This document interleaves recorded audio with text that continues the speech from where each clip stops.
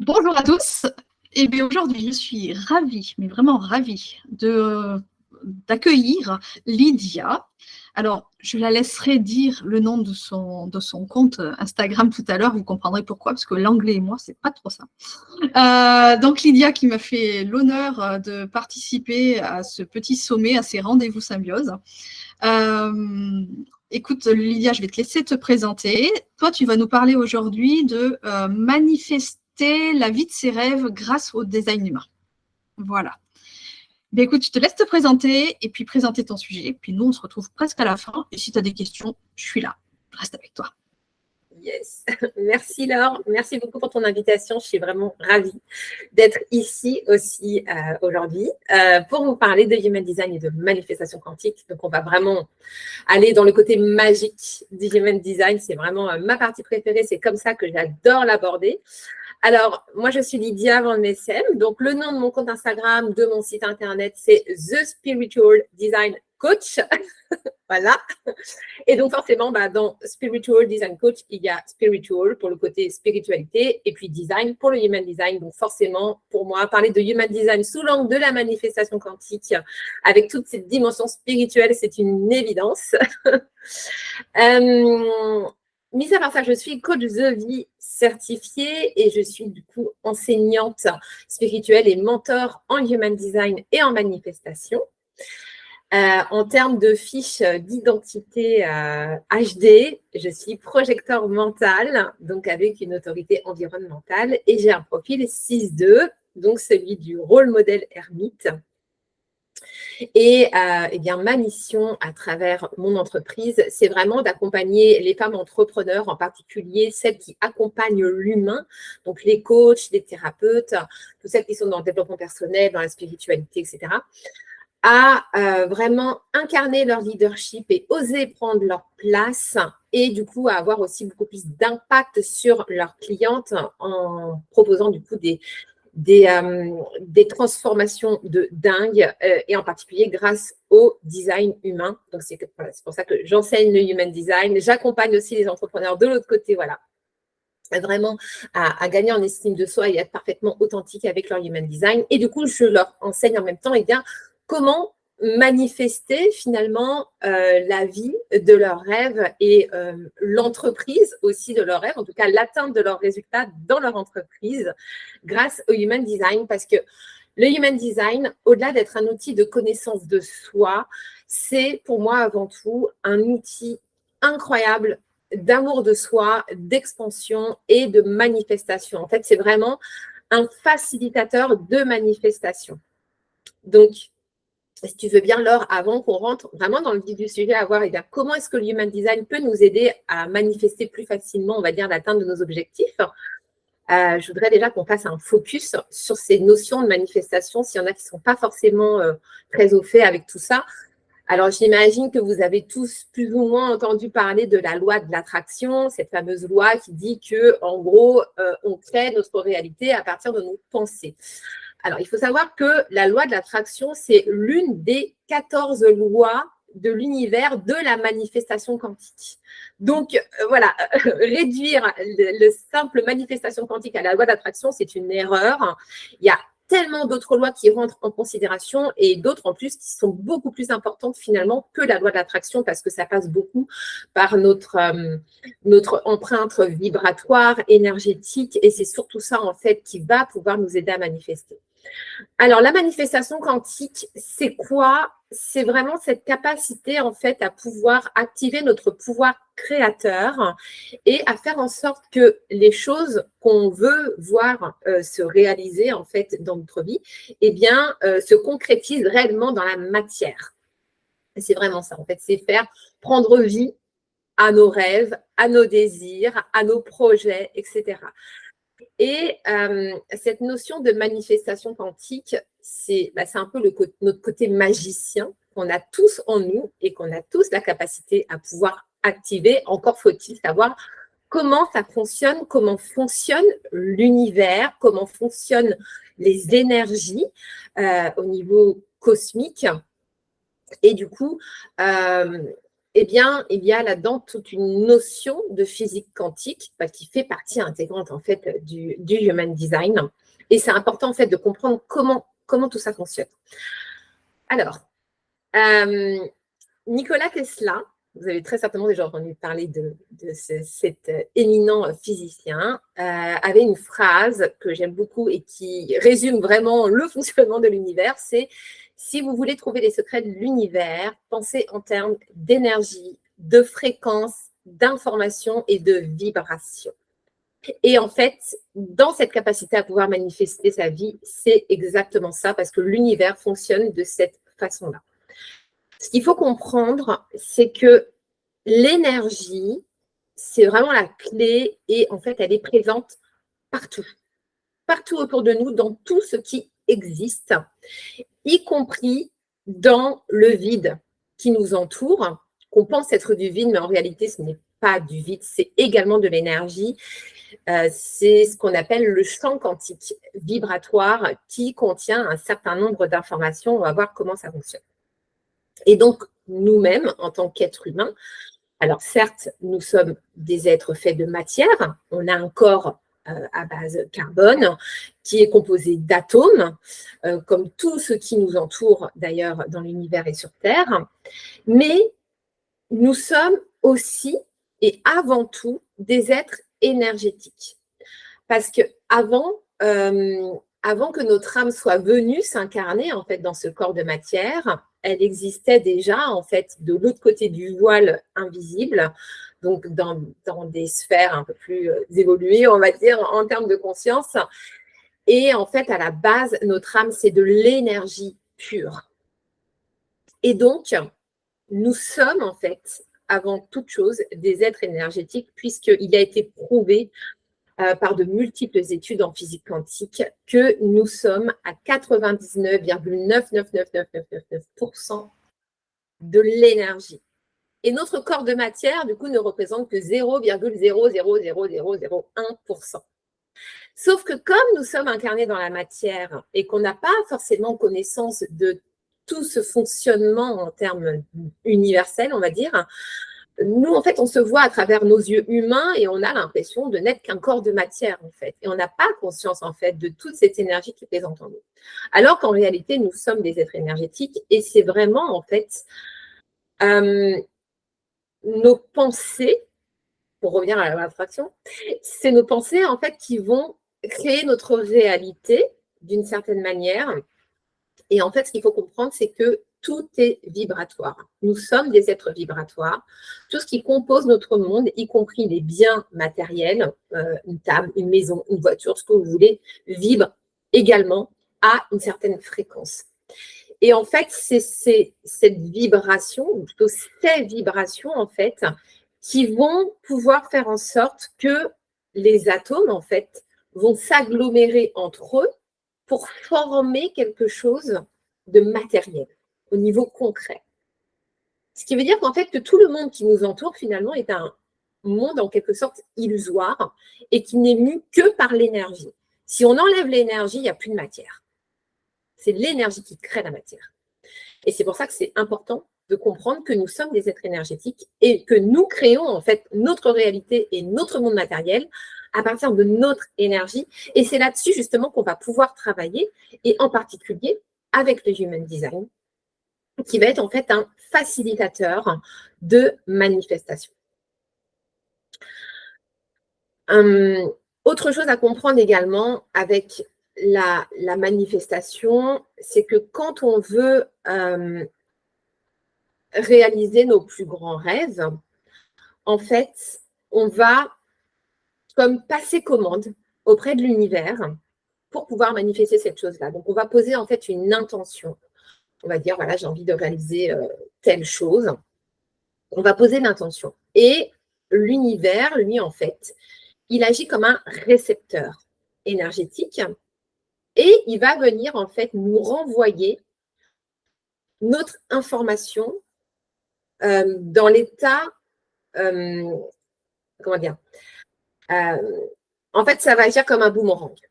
Voilà, c'est ce que j'appelle l'effet boomerang. On envoie en fait une information dans le champ quantique vibratoire, donc dans le vide, en fait, qui n'est pas du vide, mais qui est vraiment ce champ quantique vibratoire qui contient toutes les informations qu'on envoie. Et en fait, l'univers, il va réceptionner. Il va réceptionner ce qu'on émet et il va nous le renvoyer comme un boomerang. C'est là qu'on voit que c'est hyper important, justement, d'avoir une vibration qui est, comment dire, qui va dans le sens de ce qu'on veut, en fait, voir se manifester dans notre vie. Et en fait, c'est ça qui va nous permettre de manifester plus facilement les choses. Donc, cet état vibratoire, cet état énergétique, il est hyper important. Et c'est ça, en fait, qui va nous permettre de pouvoir manifester les choses plus facilement. Et le Human Design, justement, c'est un outil énergétique sur lequel on va vraiment pouvoir travailler, en fait, sur notre vibration. Et la façon la plus simple, finalement, de travailler sur notre vibration, c'est en incarnant notre être authentique, tel qu'il nous est décrit en fait dans notre Human Design.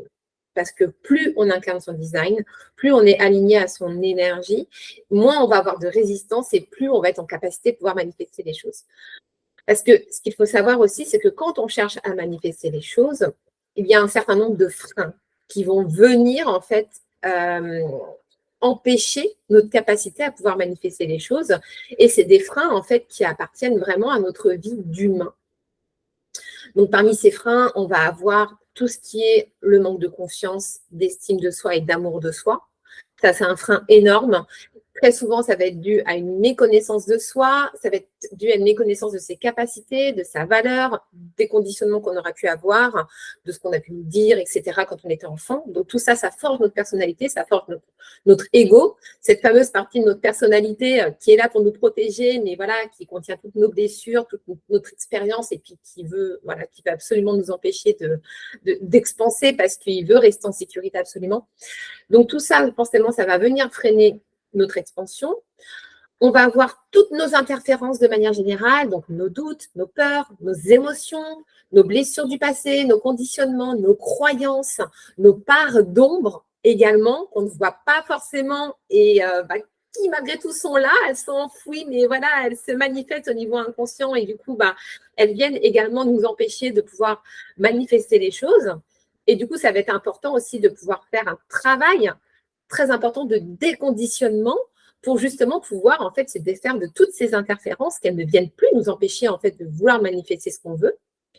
Et puis on peut avoir des blocages encore plus profonds qui vont être liés à des héritages transgénérationnels, à des héritages karmiques, donc liés à notre propre histoire et à toutes les incarnations qu'on a pu avoir en fait au cours de notre vie d'âme, et également au niveau collectif, c'est-à-dire notre histoire en tant qu'humanité, et toutes les souffrances qu'elle a pu vivre, toutes ces histoires de féminin et de masculin blessés, toutes ces mémoires en fait qu'on porte au niveau énergétique, au niveau planétaire, qui viennent aussi du coup nous freiner dans notre expansion et dans notre capacité de manifestation.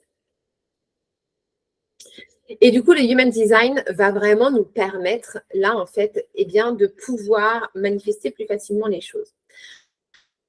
Déjà, le fait d'incarner son design et donc d'être au plus proche en fait de notre énergie, ça va permettre en fait d'augmenter naturellement notre fréquence vibratoire, de se réaligner à l'énergie de nos centres.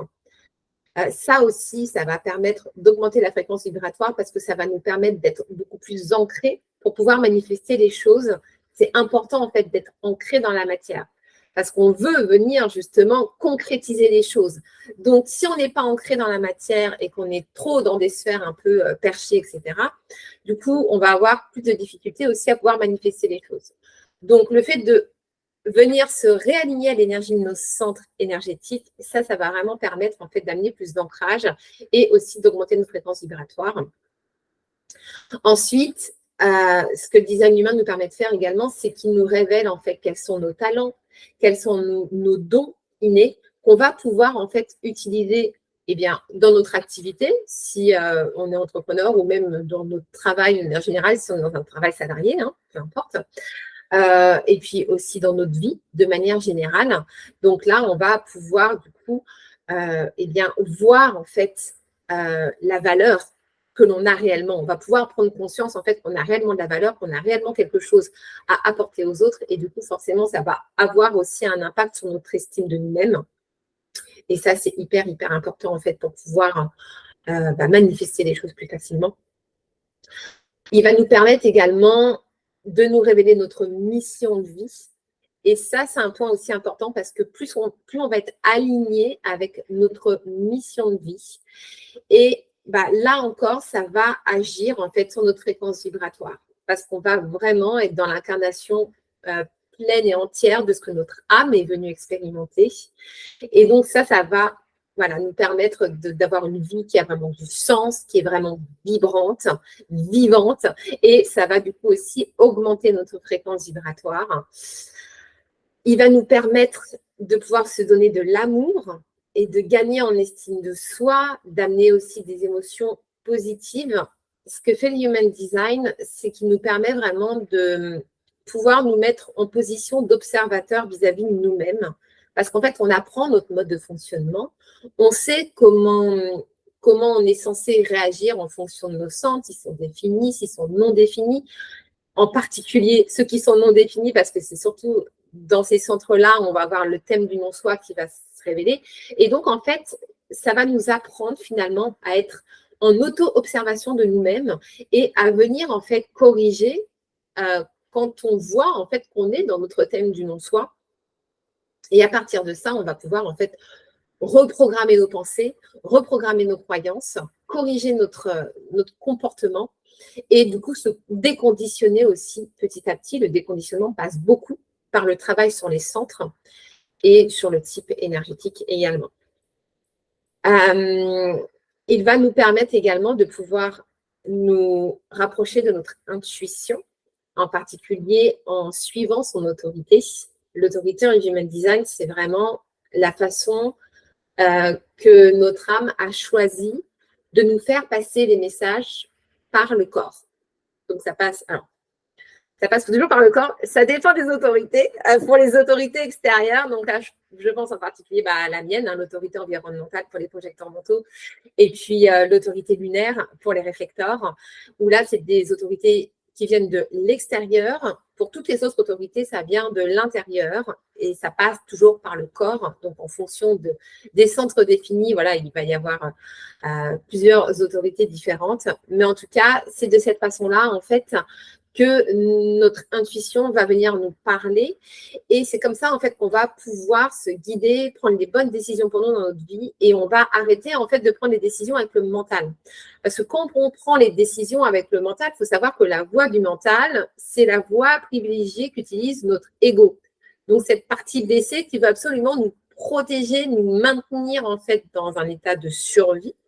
Et tant qu'on continue en fait à prendre des décisions à partir de notre ego, finalement, ce sera toujours des décisions tronquées et qui ne nous mèneront pas en fait vers notre expansion et vers notre évolution, parce que ça va juste nous maintenir dans notre statu quo, dans ce qu'on connaît, parce que c'est confortable et que voilà, on se dit on n'a pas besoin de faire des trucs de fou qui peuvent nous faire peur, nous mettre en danger, etc.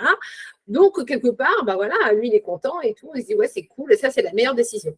Alors comment on prend les décisions avec le mental, c'est tout bête, c'est on trace un trait pour faire 2 colonnes, mais pour les contre, voilà, non. No way. C'est la façon la pire de pouvoir prendre une décision. Non, vraiment, l'autorité, ça fait vraiment tout. Et c'est ça qui va vraiment vous mener vers ce qui est bon pour vous. Même si c'est des décisions qui peuvent un peu faire peur parce qu'on se dit, mais pourquoi j'ai cette intuition-là qui me dit de faire ci ou ça? Et pourtant, c'est la plupart du temps, en fait, la meilleure décision à prendre. Donc, voilà pour l'autorité. Et puis, le dernier point très, très, très important, ça va être le fait d'appliquer sa stratégie. Donc, la stratégie, en fait, qui est propre à chaque type énergétique. Et vraiment, cette histoire de stratégie, c'est ça, en fait, qui va permettre d'expanser notre aura énergétique qui va, du coup, devenir magnétique. Et plus notre aura expanse et plus elle est magnétique, elle attire à elle les choses, eh bien, on va avoir moins de résistance dans ce qu'on veut mettre en place, on va avoir beaucoup plus d'impact également. Alors, il y a une phrase en particulier de Ra Uru, donc le créateur du Human Design, le fondateur du Human Design, qui résume très bien ça, et je l'adore, je la ressors à chaque fois. C'est aimez votre type et l'univers se chargera de votre compte en banque. Donc voilà, ça veut dire ce que ça veut dire. En gros, c'est plus on s'aligne en fait à notre propre énergie, à l'énergie de notre type énergétique, plus on respecte sa stratégie, plus on respecte son autorité, qui sont vraiment les bases de la base de la base en Human Design, avant même d'aller voir les centres, d'aller voir les lignes de profil, les portes, etc. Ça, c'est la base de la base. Et tant qu'on ne maîtrise pas ça, finalement, ça ne sert à rien quelque part d'aller voir le reste. Parce que ça, c'est vraiment la base de la base. Et c'est déjà le travail le plus important qu'on ait à faire. Et on va dire que quand on est dans ce travail-là, on a fait 70% du taf. Voilà, grosso modo. Donc voilà comment le Human Design, en fait, va nous aider à pouvoir manifester plus facilement les choses dans notre vie. C'est vraiment ça, c'est vraiment un facilitateur.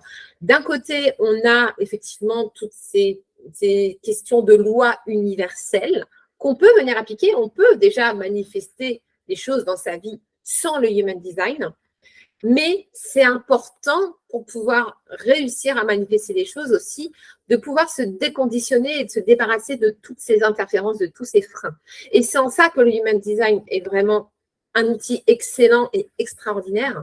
C'est que non seulement il nous permet de travailler sur nous et de pouvoir justement se débarrasser de toutes ces interférences, mais en plus, voilà, c'est que plus en fait on va s'aligner à son énergie et plus on va pouvoir activer en fait notre pouvoir de manifestation. Donc voilà pourquoi j'aime autant le présenter sous cet angle. Est-ce que tu veux, Laure, peut-être qu'on aille détailler le fonctionnement de l'aura énergétique et puis la stratégie pour chaque type? Ah, je t'entends plus.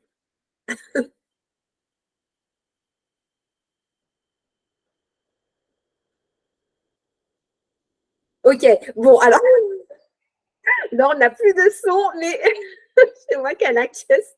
Ok, alors c'est parti. Alors, en fait, pour vraiment bien comprendre cette histoire de stratégie, il est très important en fait de comprendre comment fonctionne l'aura de chaque type. Parce qu'une fois qu'on a compris comment fonctionnait l'aura énergétique, bah, en fait, la stratégie coule de source, en fait, elle prend tout son sens. On va commencer par les générateurs et les manifesting générateurs. Leur stratégie à eux, c'est de répondre. Alors, ça veut dire quoi? Ça veut dire quoi répondre? Alors, pour comprendre justement ces stratégies de répondre, il faut d'abord comprendre comment fonctionne leur aura. Les générateurs ont une aura dite ouverte et enveloppante. Ça veut dire que quand on va rentrer dans le champ énergétique d'un générateur, on va naturellement être attiré à aller leur parler, à venir les solliciter pour diverses choses, parce qu'ils ont une aura qui est ouverte. Donc, c'est en gros, c'est porte ouverte, venez tous. Donc, on va être naturellement attiré en fait vers un générateur. Et en plus, il a cette aura donc, qui est non seulement ouverte, mais en plus enveloppante. Donc, c'est un peu comme si, quand on rentrait dans l'aura énergétique d'un générateur, finalement, il nous prenait un peu dans ses bras pour nous faire un câlin. Donc, voilà, elle est enveloppante, on a envie d'y rester, on se sent bien. D'ailleurs, souvent, les générateurs, voilà, on dit toujours le moteur du générateur, c'est la joie. C'est ce qui émane d'eux. Ils sont vraiment là, en fait, pour répandre justement cette énergie de joie partout autour d'eux. Et c'est ça, en fait, qui fait que leur aura fonctionne de cette façon-là. Donc, la façon la plus fluide pour eux, en fait, de pouvoir manifester les choses, eh bien, ça va être, en fait, de répondre aux sollicitations de la vie. Et les sollicitations de la vie, alors, elles peuvent être diverses et variées. Hein. Ça peut être des synchronicités, en fait, qui se présentent, des signes comme ça qui arrivent, qui va les mettre face à quelque chose qui va susciter leur intérêt et qui va venir réveiller leur centre sacral, puisque leur autorité, la plupart du temps, est liée au sacral, ou à l'émotionnel, mais en tout cas, il y a toujours le sacral qui se balade dans le coin. Ça peut être aussi des personnes, tout simplement, qui vont venir les solliciter pour collaborer sur un projet, ou alors qui vont leur montrer « Ah bah tiens, j'ai entendu parler de ça et tout, l'autre fois, c'était super sympa. » Et puis tout, voilà, ça va attiser leur curiosité, etc. Et en fait, c'est vraiment en répondant en fait à toutes ces sollicitations en fait qui se présentent à eux, qui vont pouvoir amener le plus de fluidité dans leur vie. Ce sont des êtres qui ne sont pas faits pour initier les choses. Il n'y a qu'un seul type qui est fait pour initier les choses en réalité. On va en parler juste après. Mais les générateurs et les MG ne sont pas faits pour initier les choses. Alors, pour les MG, ça peut être un peu plus compliqué parce que les manifesting generators ont des canaux manifestors. Et du coup, ils ont cette énergie de vouloir initier les choses. Sauf qu'à la base, c'est quand même des types générateurs. Donc, c'est important pour eux, en fait, quand même, de rester, en fait, dans cette stratégie de répondre aux sollicitations.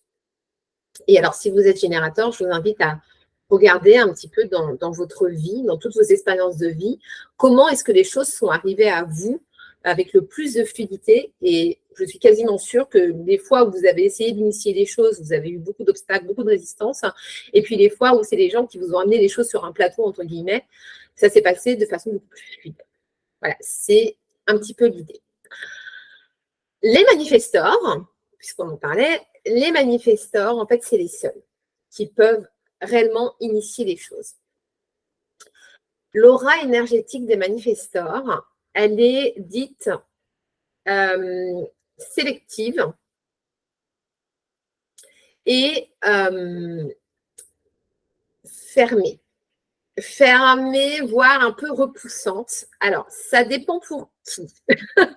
Il y a certaines personnes pour qui ça va être repoussant et d'autres, en fait, qui vont vraiment voir, en fait, dans le manifestor comme une sorte de gourou, si je puis dire.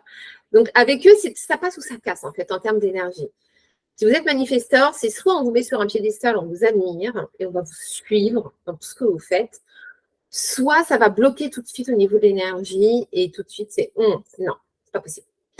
Donc, déjà, de base, vous n'êtes pas fait pour accompagner tout le monde. Ça, c'est un point qui est hyper important à comprendre pour le manifesteur. Surtout les manifesteurs, leur plus grande peur, c'est la peur du rejet. Donc, voilà, comme par hasard, les paradoxes de la vie. Et du coup, ils vont avoir tendance souvent, surtout petits, en plus en étant enfants, à vouloir en fait se fondre dans le moule pour être acceptés. Et du coup, ils vont minimiser en fait leur puissance d'impact. Parce qu'à la base, le manifesteur, il est là pour impacter le monde. C'est un créateur, c'est un initiateur, il est là pour amener des idées innovantes dans le monde et pour du coup créer un maximum d'impact autour d'eux. Donc, leur stratégie à eux, en fait, ça va être d'initier les choses. C'est-à-dire qu'ils ne vont pas attendre l'aval de Pierre-Paul Jacques avant de faire quelque chose. Ils ont un élan créatif, une idée qui leur tombe dessus, et eux, c'est du tac au tac, ils passent à l'action. Et ils créent. Ils rentrent dans leur processus créatif et ils créent ce qu'ils ont à créer, qui va avoir un impact derrière sur le monde. Donc, leur stratégie, ça va être effectivement d'initier les choses sans attendre l'aval de qui que ce soit, mais ils ont une double stratégie. Et la deuxième stratégie, ça va être d'informer. Parce que comme leur création, leurs idées sont destinées à avoir un impact en fait sur les autres, ça va être important pour eux du coup d'informer de ce qu'ils vont faire. Déjà, pour éventuellement déclencher de possibles collaborations, parce que le manifesteur, c'est un type qui est semi-énergétique, donc il n'a pas une énergie débordante comme celle du générateur ou du MG. Et du coup, ça va être important pour lui de s'entourer quand même de personnes qui vont pouvoir le seconder, qui vont pouvoir l'aider dans son processus créatif. Et ça, c'est compliqué pour le manifesteur. Parce que le manifesteur, il a un processus créatif qui est très particulier. Quand il rentre dans sa frénésie de création, il peut bosser pendant des jours et des nuits sur son projet jusqu'à arriver à son terme. Il a vraiment une vision très précise de ce qu'il veut faire, de comment il veut faire les choses. Il veut faire les choses vite.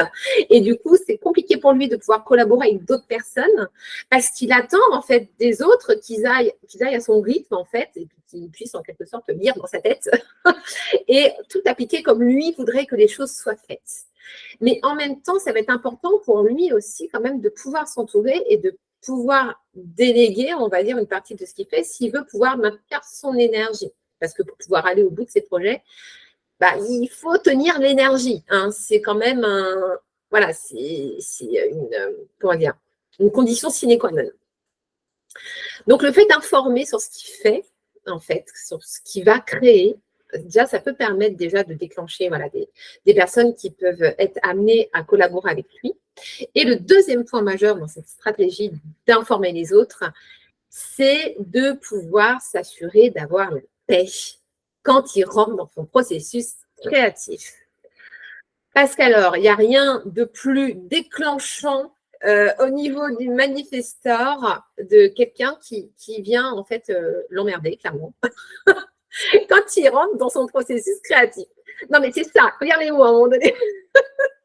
C'est, voilà, en gros, un manifestor, quand il informe de ce qu'il va faire, en gros, c'est, bon, alors là, j'ai une idée de malade mental. Donc là, je rentre dans mon processus créatif, je vais mettre au point le truc. Donc, en gros, foutez-moi la tête. Ne me parlez pas, je n'existe pas, je m'enferme dans ma bulle, je n'existe plus pour le monde entier.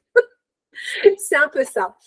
Et c'est ça, en fait, qui va lui permettre d'avoir la paix et de pouvoir avoir accès, en fait, à toute, comment dire, à tous les téléchargements qui vont être nécessaires à sa création. Parce que le manifestor, il a un côté très, comment dire, très visionnaire et en même temps, il est un peu dans cette énergie à canaliser en fait les choses.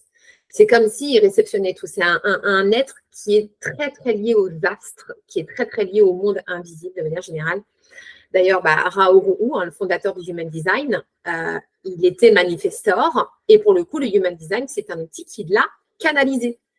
C'est-à-dire qu'on lui a transmis les informations en mode voilà. Alors, tu vas créer ça, voilà, tu vas transmettre les informations sur un outil. Donc, il y a ça, il y a ça, il y a ça, il y a ça. Et pour la petite histoire, il a travaillé pendant 8 jours et 8 nuits d'affilée à canaliser, en fait, tout l'outil. Et après, il a passé des années, en fait, à faire les liens, à remettre les pièces du puzzle en ordre, à comprendre, en fait, c'était quoi ce qu'il y avait derrière. Mais enfin, je vous laisse imaginer le truc, quoi. C'est juste démentiel, quoi. Et du coup, tous les manifestors, en fait, ont ce truc de pouvoir canaliser, télécharger les informations. Donc, imaginez, vous êtes en train de vouloir créer quelque chose, vous avez toutes les informations qui descendent comme ça, et puis là, il y a quelqu'un qui vient vous parler. Ça coupe tout. Direct, ça coupe l'énergie, ça coupe les informations. C'est ah. Et là, pour les manifestants, c'est la colère assurée. C'est leur thème du non-soi, c'est la colère. Donc, c'est pour ça que c'est hyper important pour eux d'informer de ce qu'ils font. Donc, voilà pour les manifestants.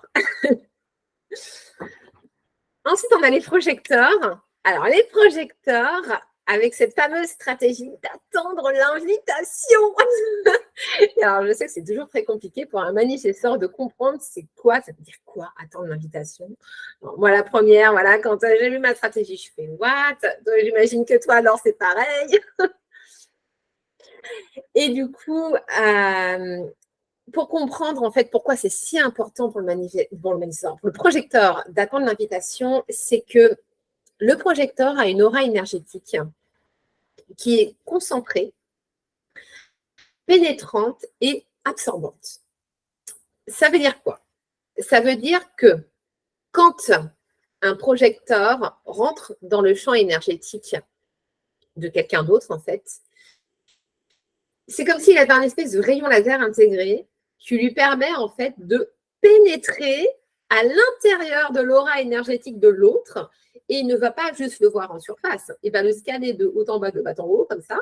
Et il va voir tout de suite les points qui sont défaillants chez la personne et ce qu'il y a à corriger, entre guillemets. C'est pour ça que le projecteur est un guide, est un conseiller parce qu'il voit les choses en profondeur grâce à son aura pénétrante. Et concentré, parce que du coup, il va venir en fait se concentrer sur ce qui est important finalement. Il va pénétrer à l'intérieur de l'aura de la personne et il va absorber son énergie.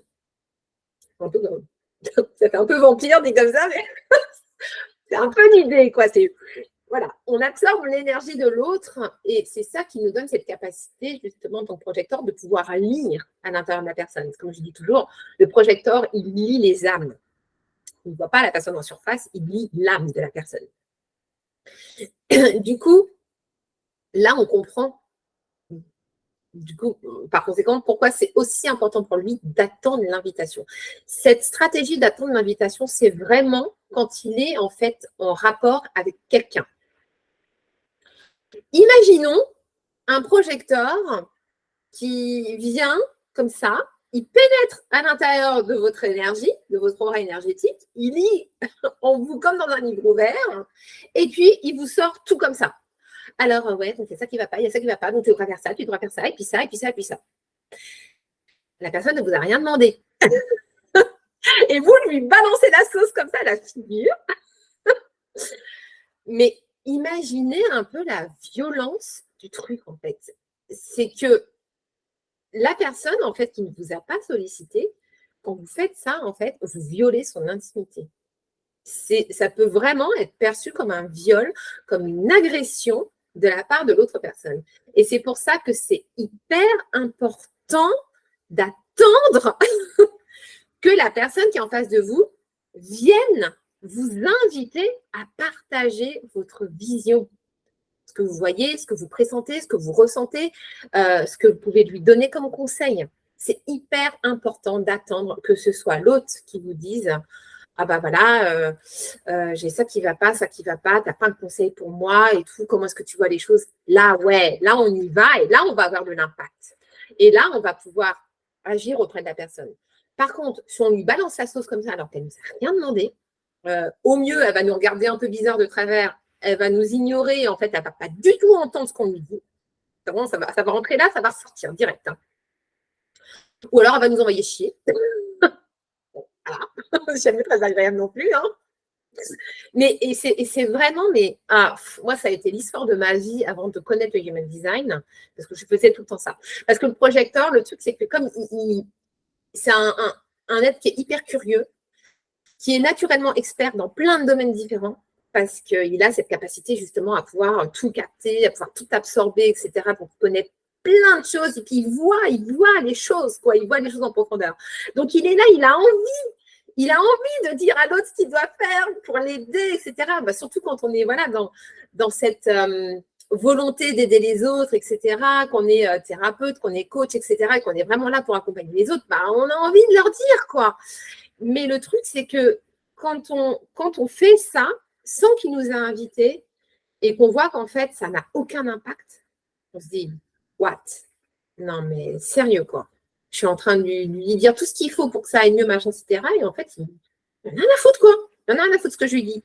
Et le pire, c'est quand, peut-être 3 semaines, un mois après, la même personne à qui vous avez donné des conseils, elle vient vous voir en vous disant « Ah, bah, tu sais quoi, j'ai vu un reportage à la télé l'autre fois, il disait bah, pour ça, ça, tu sais le problème que j'avais ?» Et bien, en fait, ils disent qu'il faut faire ça, donc je vais essayer. Non, mais c'est exactement ce que je t'ai dit il y a un mois, en fait. Et en fait, tu ne m'as pas écouté, quoi. Et bon, bah là, voilà, ça ne loupe pas, on tombe dans le non-soi du projecteur, l'amertume, en mode écœuré, quoi. On me dit, putain, mais merde. Donc, non, on arrête de faire ça. Même si ça peut paraître frustrant de prime abord, de ne pas pouvoir dire les choses, parce qu'on a vraiment envie, on est obligé de se mordre à lèvres pour ne pas dire les choses, mais c'est tellement désagréable de se prendre l'amertume derrière. Et puis, on rencontre tellement de résistantes en faisant ça. Donc, vraiment, vraiment, si vous êtes projecteur, attendez l'invitation, vraiment. Attendez que les gens viennent vous demander de les accompagner, de les guider, tout simplement. Ou alors, si vraiment ça vous démange à un point pas possible, demandez-leur l'autorisation. Voilà. En gros, ouais, je capte un truc chez toi, je sens qu'il y a ça qui va pas, machin. Est-ce que tu m'autorises à te donner un conseil? Voilà, ça peut passer éventuellement. Bon, il n'y a rien de mieux qu'une vraie invitation formelle qui vient de la personne, clairement. Mais bon, voilà, si vraiment ça vous démange, vous pouvez aussi essayer de faire les choses de cette façon-là. Donc voilà pour le projecteur, et c'est vraiment en fait en attendant l'invitation que vous amènerez le plus de fluidité dans votre vie et que vous aurez le succès et la reconnaissance que vous attendez et que vous recherchez tant. Et enfin, pour terminer, le réflecteur. Donc le réflecteur, lui, il a une aura dite échantillonnante et protectrice. Parce que le réflecteur, c'est le seul type en fait qui a tous ses centres non définis. Donc, ça veut dire, en fait, qu'il capte toutes les énergies environnantes, que ce soit les énergies des personnes autour de lui, les énergies des transits planétaires, les énergies environnementales, et il capte tout et il amplifie tout, fois 10. Donc, voilà, on peut vite se sentir submergé par toutes les énergies et ça peut être très, très, très compliqué du coup pour un réflecteur. C'est pour ça qu'il a une aura qui travaille pour lui et qui le protège en fait, qui le protège de toutes ces énergies-là et qui va faire aussi que, en fait, il ne va pas complètement tout prendre de plein fouet, bon, même si c'est quand même l'être le plus hypersensible qui soit du HD, mais le fait qu'il ait une aura échantillonnante, c'est qu'en fait, c'est comme s'il allait goûter un petit peu en fait des énergies de chaque chose qui l'entoure. Donc, il ne va pas complètement rentrer complètement dans le truc, comme un projecteur, par exemple, qui lui va absorber, vraiment concentrer son attention, et puis voilà. Lui, il va goûter certaines énergies pour aller vraiment, en fait, agir comme un miroir. Parce que le réflecteur, il est là pour ça, en fait, c'est le miroir du monde. Il est vraiment là, en fait, pour refléter nos zones d'ombre, pour refléter, en fait, tout ce qui, en fin de compte, nous empêche d'évoluer, ce qui nous empêche de nous aimer, et du coup, de pouvoir accéder à notre plein potentiel. Et du coup, son aura le protège. Sa stratégie à lui, elle est très particulière, c'est d'attendre un cycle lunaire avant de s'engager dans quelque chose. Alors, ça paraît très, très long comme ça, un cycle lunaire, c'est 28 jours. Et pourquoi est-ce que c'est important pour lui d'attendre, en fait, ces 28 jours avant de s'engager dans quelque chose? C'est parce qu'en fait, il n'a pas d'autorité, en fait, qui lui est propre. Son autorité, c'est la même, en fait, que sa stratégie. C'est aussi d'attendre 28 jours parce que c'est un type qui est très en lien, en fait, avec la Lune. Et tout au long, en fait, du cycle lunaire, en fait, eh bien, il va passer, en fait, par différentes énergies. Ce qu'il faut savoir pour le Human Design, les transits planétaires et donc les transits lunaires également viennent activer certaines portes, en fait, au niveau universel, qui, du coup, vont rentrer, en fait, en connexion avec certaines portes que le réflecteur va avoir. Et en fait, un centre devient défini dès lors que deux portes, en fait, se rejoignent au niveau des canaux énergétiques. Il y a une connexion électromagnétique qui va se faire entre les portes, et c'est ça qui va faire que les centres vont devenir définis. Donc, ça veut dire qu'à plusieurs moments du cycle lunaire, eh bien, il va se retrouver avec certains centres qui vont venir s'allumer. Et en fonction des centres qui vont venir s'allumer, en fait, il va passer un petit peu par différentes autorités. Donc, il peut passer à un moment donné par l'autorité sacrale, après, il peut passer par l'autorité peut-être splénique, il peut passer par l'autorité du foie, enfin, voilà, il va passer par différentes autorités. Et c'est ça qui va lui permettre, en fait, d'être guidé et de savoir ce qui est bon pour lui. Et il y a autre chose aussi que j'ai remarqué beaucoup chez les réflecteurs, c'est des types qui sont eux aussi très connectés aux astres, un peu comme les manifesteurs. Ils vont capter énormément de choses de l'invisible. Parce qu'en fait, ils captent tout. Ils captent toutes les énergies, que ce soit dans notre monde, mais aussi au niveau des énergies de l'invisible. Donc, très souvent, chez les réflecteurs, on va trouver des personnes qui sont canales, qui sont médiums, qui ont des capacités psychiques assez particulières. Et du coup, très souvent, chez eux, en fait, c'est la vie, tout simplement, l'univers, en fait, qui va leur amener les choses sur un plateau, sous forme de synchronicité. Et du coup, il faut laisser le temps quand même à l'univers de faire les choses, de pouvoir en fait leur amener ces fameuses synchronicités. Et donc, quelquefois, ça prend du temps. Donc, c'est important en fait d'attendre ces 28 jours avant de prendre une décision ou avant d'initier quoi que ce soit. Et c'est ça en fait qui va vraiment leur permettre d'amener le plus de fluidité. Parce que si on les presse pour prendre une décision, ils vont forcément devoir prendre une décision avec leur mental et ça ne va pas être la bonne décision. Et ça va être très compliqué. Donc, c'est hyper important pour eux d'attendre. Eh bien, écoute, Lydia, j'ai retrouvé mon micro. Ça y est. Oui. L'univers est avec toi. Désolée pour tout à l'heure. Merci beaucoup. Alors, j'ai beaucoup aimé cette partie. Là, tu as parlé de l'aura de chacun des types. Et il faut vraiment la rapprocher avec ce que tu parlais au tout début de la manifestation. Je pense qu'une fois qu'on connaît bien son aura, c'est aussi une bonne façon après de bien manifester aussi, quoi, derrière. Donc, c'était très important que tu fasses le lien entre les deux. Et je n'ai pas eu le temps de le dire tout à l'heure. Désolée, mais c'était très, très bien. Mais écoute, je vais te remercier. C'était super intéressant. Ce que je vais proposer, c'est que à ceux qui nous écoutent, s'il y a des questions, ils le mettent sous la vidéo. Et nous, Lydia, on se retrouve dans quelques jours pour la table ronde où tu pourras répondre aux questions qui se posent. Voilà. Et puis, s'il y en a d'autres, à ce moment-là, on y répondra aussi. Mais en tout cas, je te remercie encore une fois très sincèrement pour ta participation, de ce que tu viens de nous proposer qui était très, très intéressant. Et puis, voilà. Merci beaucoup. Merci, Laure. C'est un plaisir également. Merci.